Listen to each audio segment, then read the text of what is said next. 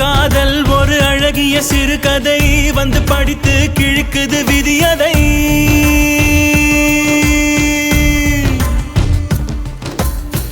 காதல் ஒரு அழகிய சிறுகதை வந்து படித்து கிழிக்குது விதியதை.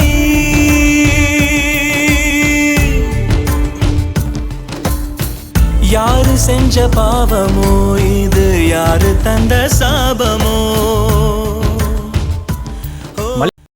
கல்யாணத்துக்கு வர விஷயமா அப்பா கேட்க சொல்லி நீ பார்த்தேன்னு கொஞ்சம் கேட்டு சொல்ல. கடவுள் செஞ்ச மாயமோ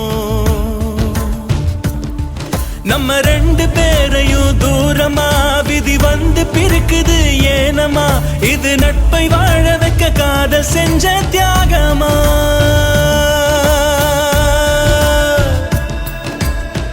காதல் ஒரு அழகிய சிறுகதை வந்து படித்து கிழிக்குது விதியதை.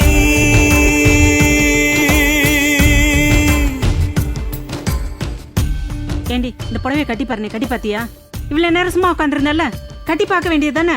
நெத்திய பாரு, ஒரு பொட்டு கூட வைக்காம எப்ப பார்த்தாலும் இதையே வேலையாச்சு. எது சொன்னாலும் கேக்குறது இல்ல. எனக்குன்னு பார்வதி, எதுக்கு இப்ப போய் சத்தம் போட்டுட்டு இருக்க? ஆமா, எப்ப பார்த்தாலும் திட்டதே உன் வேலையா போச்சு. எனக்கு நேர்த்தி கடன் பாருங்க, ஒண்ணு சொன்னாலும் கேட்க மாட்டேங்கிற. போய் மூலையில உட்காந்துக்கிறான். 20 நாள்ல போகுது, அதுகிட்ட போய் கத்திட்டு இருக்க நீ. அந்த புடவைய மாத்தி கட்டுன்னு சொன்னேன், அது தப்பா? இப்ப இல்லன்னா அப்புறம் கட்டி பார்க்க போகுது. இது ஒரு பிரச்சனை, நாலு கிழமையுமா அதுகிட்ட போய் நின்று கத்திட்டு இருக்க நீ.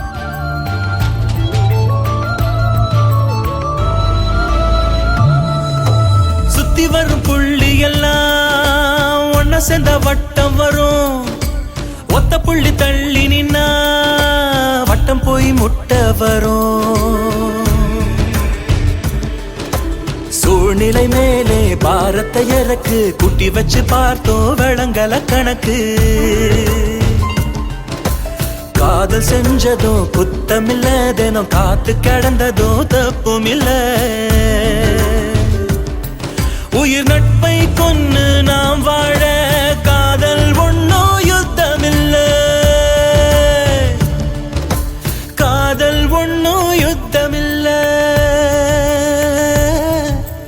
காதல் ஒன்னோ யுத்தமில்ல.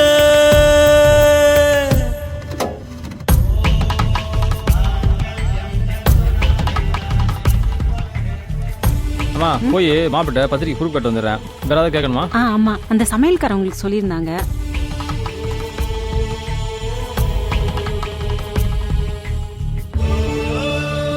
சரிம்மா, போயிட்டு வந்துடுமா?